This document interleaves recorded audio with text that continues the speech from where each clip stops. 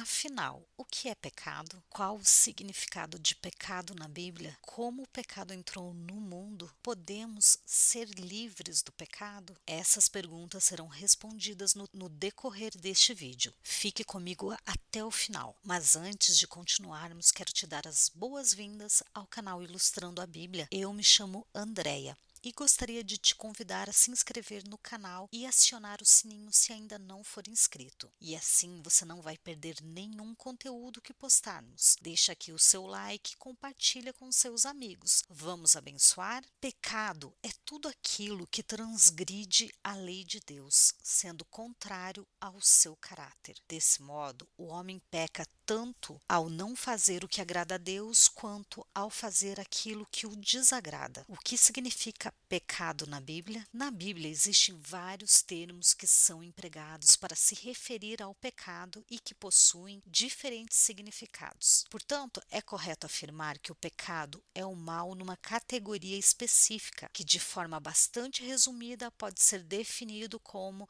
sendo o mal moral. Dentre os termos mais utilizados para se referir ao mal que implica no conceito de pecado, nós podemos destacar pecado, culpa, maldade, depravação, perversidade, iniquidade, injustiça, desobediência, rebelião, impiedade, prostituição, imoralidade e outras. O que a Bíblia nos diz sobre o pecado? O pecado é uma grave e deliberada revolta contra o próprio Deus, que naturalmente resulta na transgressão de sua lei. Ao mesmo tempo em que as Escrituras revelam explicitamente essa verdade, elas também expõem de forma clara qual é o padrão correto contra o qual os homens deliberadamente transgridem, bem como não deixa qualquer dúvida com relação à responsabilidade do próprio homem nessa transgressão. A Bíblia também diz que o pecado entrou na humanidade na queda do homem. Quando Adão e Eva livremente resolveram pecar contra o Senhor, está lá em Gênesis 3. A partir dali, o pecado contaminou a natureza humana de tal forma que fez com que o homem se encontrasse num pleno estado de depravação, incapaz de se livrar do pecado e fazer o bem em relação a Deus. Em outras palavras, após o pecado ter entrado no mundo, por sua própria natureza, todas as faculdades do homem, incluindo suas decisões, desejos e vontades, elas estão inclinadas ao mal. Isso está em Romanos 3,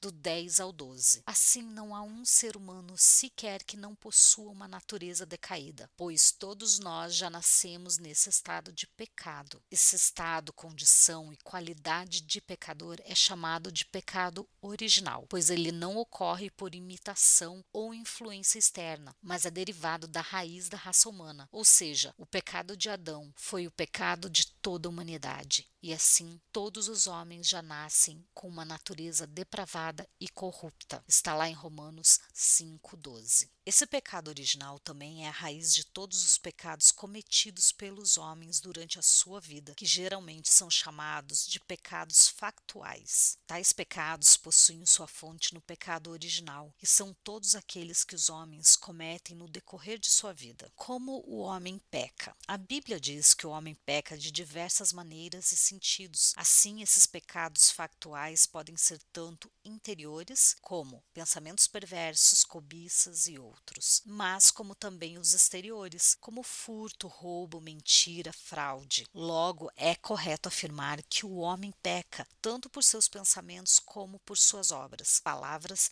e mesmo por omissão ao se fazer indiferente à injustiça e à maldade. Bom, de qualquer forma, a justiça de Deus exige a punição de todos esses tipos de pecado. Está lá em Mateus 12:36 e também em 1 Coríntios 4:5 e Apocalipse 20:12. Quais são as punições e as consequências do pecado? O caráter santo de Deus exige também que sejamos santos em nossa maneira de viver. Está lá em 1 Pedro 1:16. Naturalmente, por conta desse padrão de santidade, a justiça de Deus requer que todos os pecados sejam punidos. Essa punição ocorre tanto nessa vida quanto na vida por vir. A Bíblia afirma que a grande consequência e o castigo do pecado é a morte. Com relação ao conceito de morte nesse sentido, deve-se entender que ela significa não apenas a morte física, mas a morte espiritual e a morte eterna. A morte física, e não apenas ela, mas também os sofrimentos da vida, são um resultado do pecado que entrou no mundo. Tais sofrimentos e aflições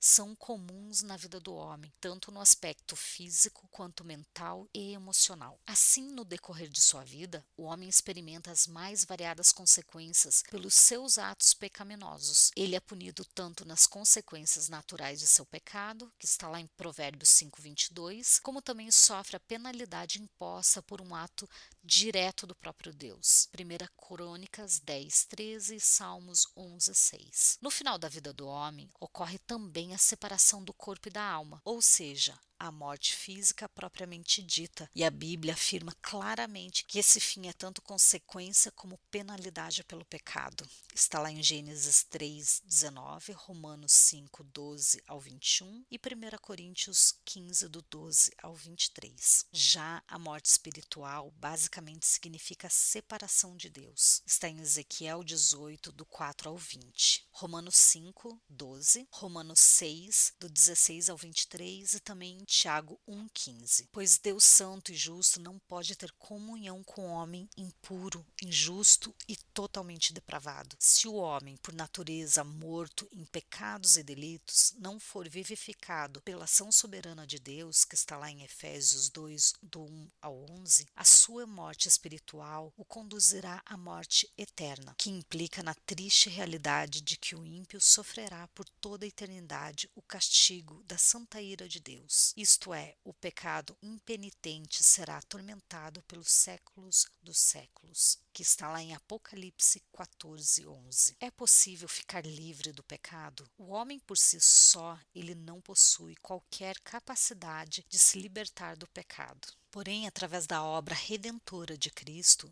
Deus providenciou a salvação do homem do pecado. Essa salvação, no entanto, basicamente ocorre em 3 estágios. Primeiro, o homem é liberto da culpa do pecado, recebendo o perdão de Deus através da justificação, um ato pontual do próprio Deus. Depois, o redimido é liberto do poder do pecado, num processo que dura toda a sua vida, o qual a Bíblia chama de santificação. E por fim, o homem é liberto definitivamente da presença do pecado, e isso ocorrerá na glorificação. Isso é, na ressurreição por ocasião da volta de Cristo. Assim o redimido receberá um corpo glorioso, não mais sujeito ao pecado. Isso está em 1 Coríntios 15:54. Portanto, enquanto está vivendo neste mundo, mesmo justificado, o redimido ainda está sujeito ao pecado. Está lá em 1 João 1, do 8 ao 10. Porém, o Espírito Santo, o Auxiliador, enviado pelo Pai e pelo Filho, ele capacita aquele que foi feito nova criatura em Cristo e não deixa que o pecado, por meio de sua velha natureza, domine a sua vida. Está lá em Romanos 6, do 1 ao 13 e Romanos 8, do 1 ao 4. Eu também vou deixar no card os vídeos relacionados a este assunto. Assim, estes não andam mais segundo a carne e suas obras perversas, mas eles andam segundo o Espírito, no modo de vida completamente oposto ao pecado, que demonstra o caráter de Cristo através do fruto do Espírito Santo em suas vidas. Eu espero que tenham gostado desse vídeo. Vídeos relacionados a esse assunto eu vou deixar aqui na descrição e no card. Até o próximo vídeo.